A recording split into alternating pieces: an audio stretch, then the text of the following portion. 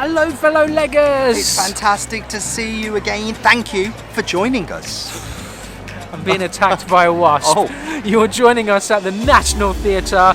This evening we are in the Dorfman space. We are to see the sold-out show, Home, I'm Darling. So stay tuned to find out how many legs. Whether it's break a leg or leg it. We listen to you, fellow leggers, so we are going to have a question and answer at some point. Yeah, an upcoming video is going to be full of questions from you guys about us. So if you're wondering, apparently a lot of you are curious about who we are. I don't know why. No, I don't know why either. But you know what? We're happy to talk about it. So leave a comment below with a question for us, whether it's about us or about theatre we like. You know, whatever. We're open books. Yes, thank you for the questions we've had so far. We've all entered them into our little things. So we're going to be talking about them. We will. But for now, we're going to be talking about this. Is it Home, I'm Darling? It is indeed, and it's a co-production between the National Theatre and the Theatre Clywd in Wales. Okay. It's a brand new play by Laura Wade, and it's directed by Tamara Harvey. So a lot of female influence in this one. Yes, great. Championing female writers, female directors. Woo woo. Yeah, it's a domestic dramedy, coining that, drama comedy. Is that what they say? That's what I say. Okay, dramedy. Yeah, about a woman attempting to achieve marital bliss by following the conforms of a 1950s housewife. Okay. You know, when times were simpler and women knew their place, apparently. Okay. Cast includes Katherine Parkinson as Judy. Now, Katherine's best known for her TV roles, including work on Channel 4 in Humans. Have you ever seen that? No, know of it, but never seen it. And The IT Crowd, which is massively popular. Never seen an episode. No, I know of it again. Oh gosh, we've really missed the boat on that one, haven't we? Just at the theatre too much. Oh, we are. Also in the cast is Sian Thomas, whose stage credits include the original London production of Spring Awakening, which we both saw. She played adult woman. Okay. And on film, she can be found in Harry Potter and the Order of the Phoenix, playing the doomed Amelia Bones. Okay, anything else we need to know? Well, runtime is 2.5 hours, including interval, which means we will be joining you for a 30-second interval breakdown. And stay tuned to the end to find out how many legs. We've come to the interval, which means it is time for the Break a Leggers 30-second interval breakdown. Go! You go first. I'll go in first. Its presentation is very, very good. The story, however, is slightly superficial. There's not a huge amount going on. It's a domestic drama comedy. There's some really witty lines, which I like. It's enjoyable plodding along. What about you?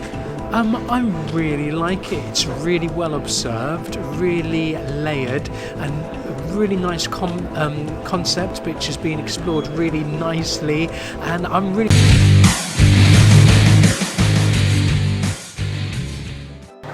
And just like that, it's over. It's all done. What did you make of Home, I'm Darling?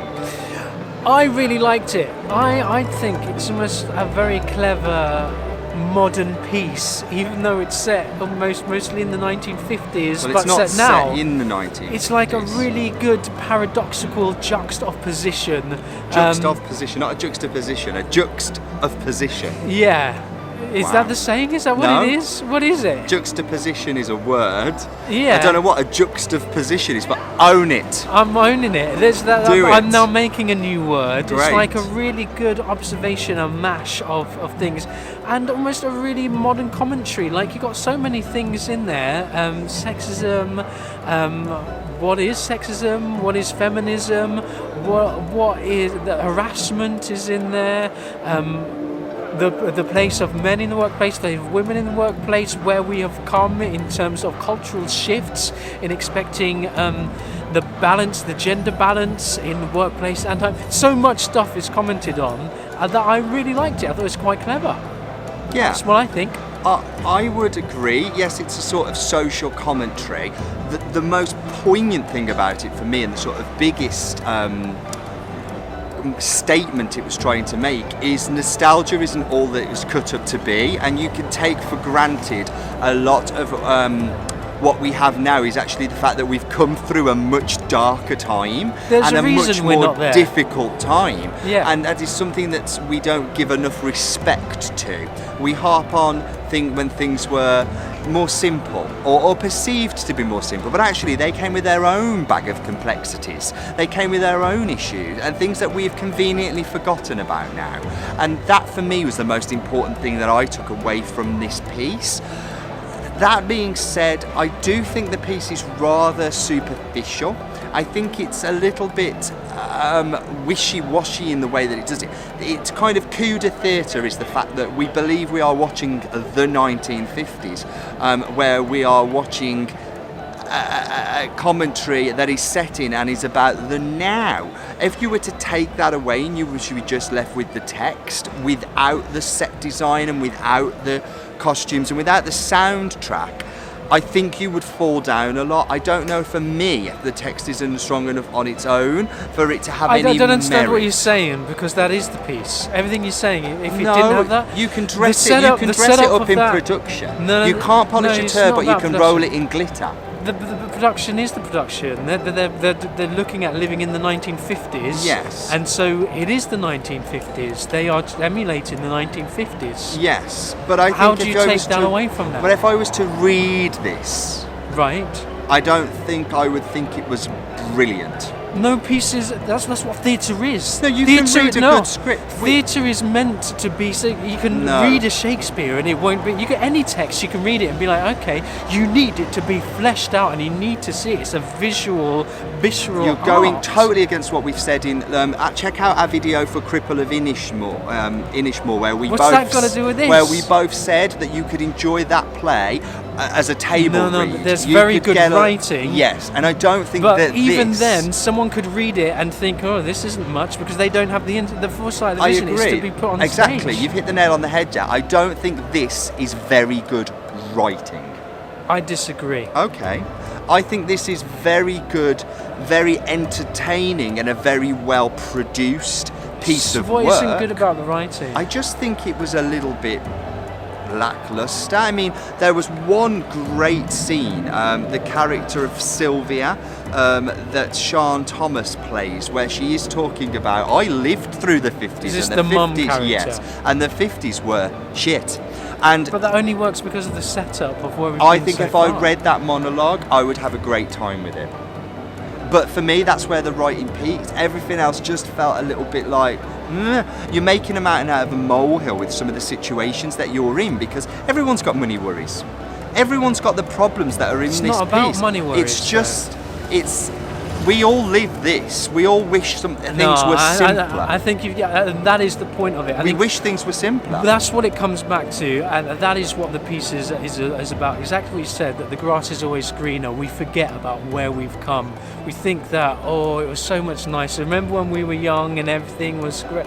When it wasn't great, if we really think about it. 1950s wasn't all that great. Simpler, possibly by today's standards, it might have been simpler. Maybe things have got more complicated. But yeah, we didn't have civil rights, as much civil rights. We didn't have gay rights. We didn't have protection against sexual harassment. Yeah, all these things. A lot of things that we take for granted. Like I said, there is a reason why we are here now, and that is explored in this, which is really nice as a modern day commentary on that, and getting lost in that fact. That's what it's about.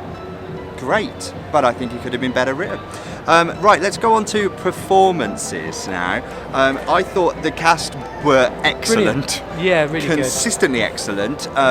They absolutely felt so right in each one of their parts. What I'd actually totally overlooked was that we'd seen before Katherine Parkinson, who played Judy, who's the main character in this, and Catherine Drysdale, both together in The Ruling Class. Oh, did we? We saw at the Trafalgar Studios. Oh, that was before we started doing reviews. It was, those, but right? we'd seen them. I didn't know we'd seen them before. No, that was Rory McAvoy. What's his name? McAvoy.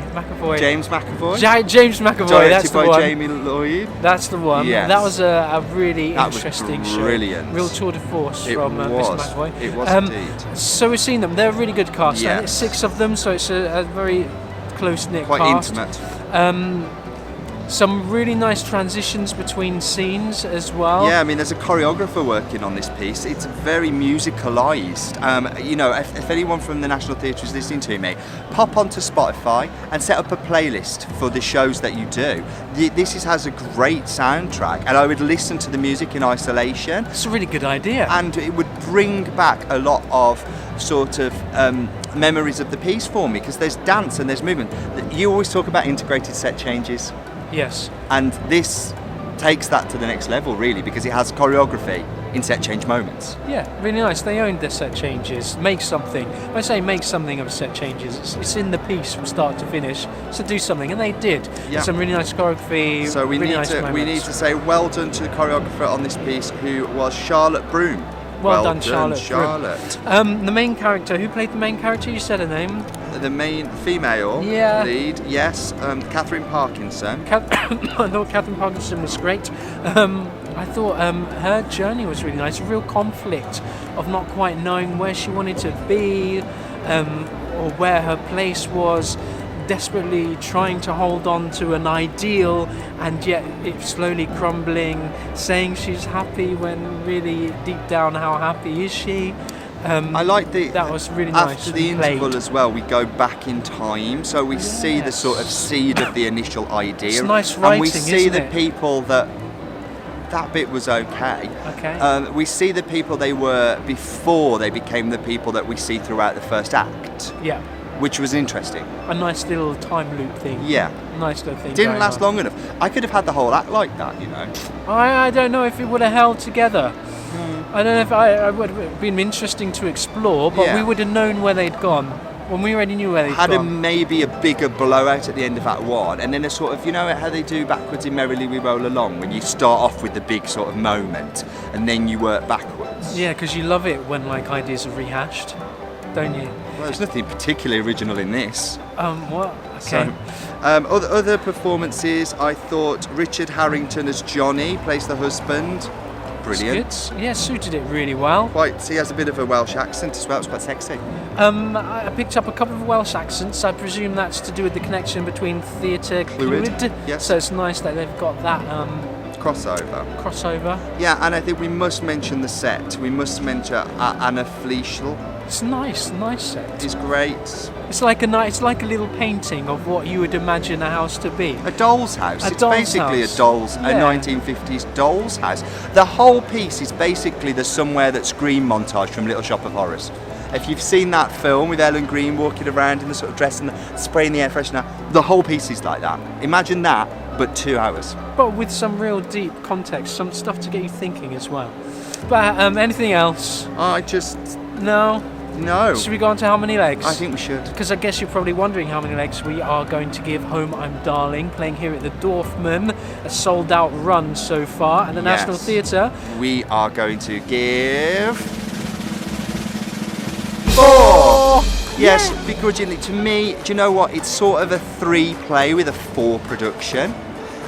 So I think it just pushes. It's not quite a 3. It's definitely not a 5. You see, you talk about production.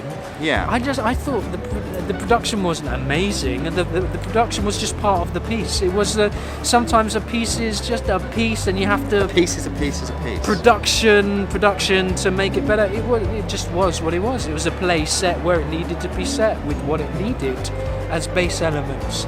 Really well performed. Yes, and the performances did really lift that text, which I think it needed to.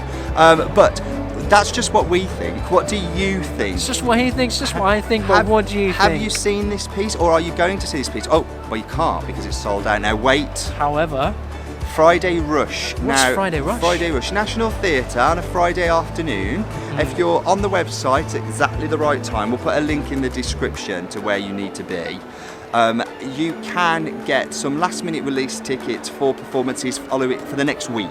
Yes, so there's a chance you can see. And also, they do have returns from time to time on the National Theatre website. So the day of a performance, perhaps the day before, it's worth nipping on the website just to have a little check. Do it in your lunch break. You might get lucky. That's what we did, because this was sold out before we bought tickets. Yep. I just happened to nip on, and we got some seats. So yeah, it's there. go out, try and find it. So give us a like, subscribe if you want more tips like this about how to get sold out run tickets. Let us know what you think about the theatre you're seeing. And we're the Breaker Leggers. And we'll catch you again soon. Bye!